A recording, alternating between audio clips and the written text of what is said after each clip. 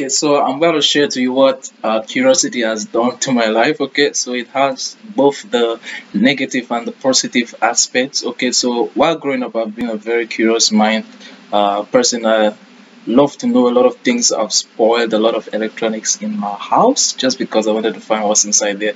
And then, so jumping into computer science at the university, I started off with web programming, some JavaScript. Oh, it was really interesting. I kind of love graphics and animation more than the coding aspect and the cybersecurity and hacking, all of those things. That's not my area really. So I love more of things that has to do with graphics.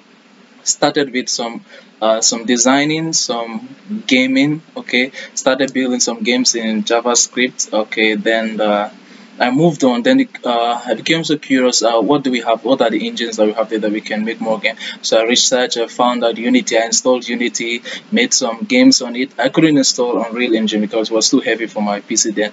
So from Unity, curiosity, that's where I'll be coming to the negative aspect. Curiosity pushed me over, and I learned Godot. From Godot I jumped to, okay, is there anything that could be less easier? Then I jumped to Buildbox. From Buildbox I jumped to Scratch.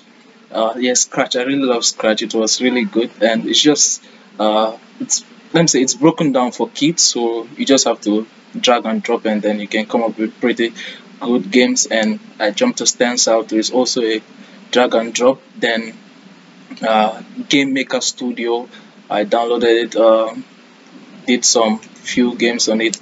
And then which one did I jump? Buildbox. Okay, I said Godot.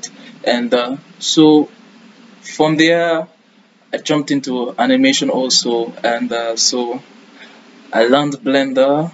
Okay, so it all started from a root. There's something that has to J up. So from Blender, okay, I said, okay, is there any other thing out there that can contend with Blender? Then the Maya came up, so I installed Maya on my PC. It was too complex for me. I just abandoned it and then continued with Blender. From Blender, then move over to online tools, say Canva and all of those tools, Toons, Maker. So in the laptop I had, it could get pretty slow because I had a lot of softwares and it that were actually running from there. From there I moved to video editing. I started with VideoPad, video editor, then jumped to Premiere Pro, then Filmora, and so I'm even using Filmora right now. Then DaVinci and Movadi. So I just kept jumping to all of this stuffs. And so the same thing with, also I started with the piano.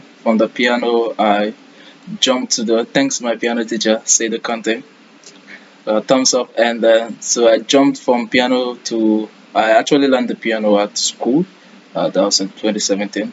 From there I jumped to guitar. Okay, so from the guitar I did a little bit of drums, but because I was not with the drum constantly, so I couldn't practice a lot with it. And so I also jumped into playing the flute. And so as I'm explaining this, you will be seeing some patterns that will lead me to my next point.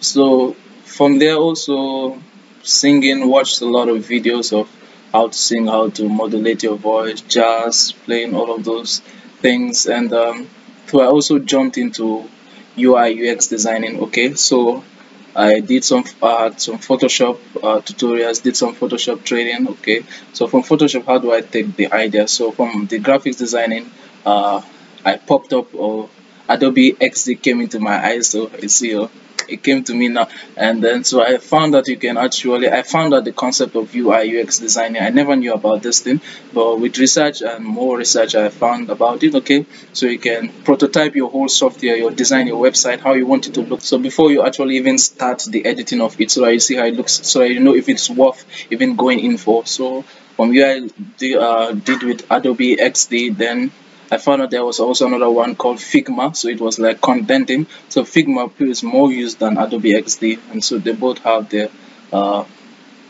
contention. So from Photoshop I jumped to Pencil 2D and Sketch or something like that, Inkscape. Okay, all of this thing. Then Corel Draw. So it kept going, then came into the animation aspect. So it's something that you love, that it drives your passion to learn more. Okay, so animation aspect, did some animation in some web animation with CSS and all of this, but it wasn't satisfying. It didn't have much control. That's where I jumped into Moho, and then Moho Anime Studio. That's where uh, the Adobe Animate Studio comes into place, and then some hand sketchings and all of those things. So it kept going, and funnily, then 3D modeling, I found myself from Blender. I kind of curious, and then I found myself jumping into AutoCAD. Okay, that's mainly is for mechanical engineering and designing. Okay, so you build your 3D models and then it can be printed out. That's where the 3D printing comes into place. You can design anything, print it out. Okay, so kept jumping. So I don't know next where I'm gonna head to.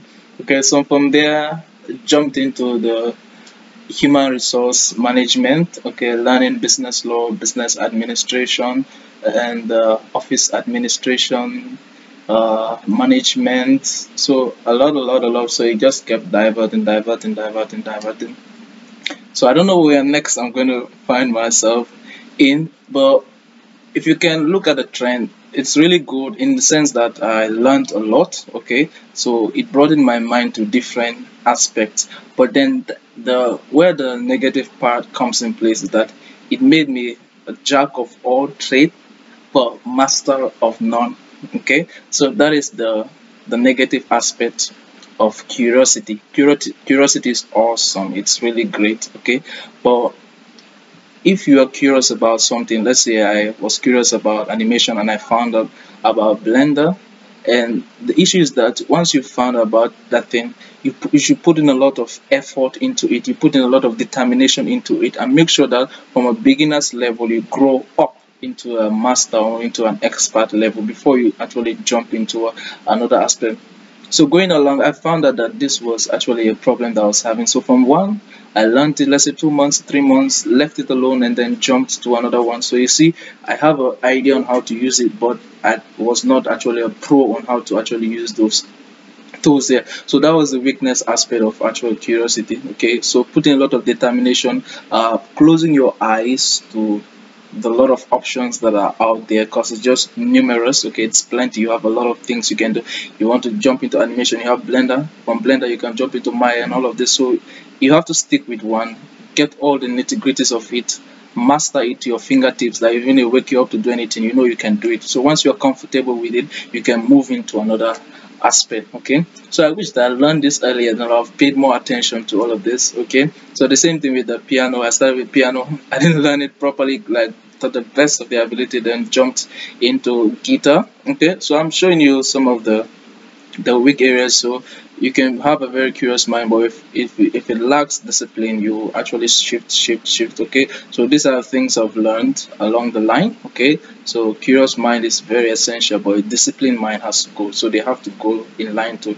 Okay, so while you are learning, make sure the discipline is there to make sure it keeps you in check, so you don't go overboard and then just keep learning. And then so there's a term called tutorials purgatory. Okay, so where you just have a lot of tutorials, YouTube tutorials. So in my previous laptop I had a bulk of tutorials. Okay, so my computer was filled with over, I can say, over 100 gigabytes of videos. Okay, some of them I've not even watched, you see.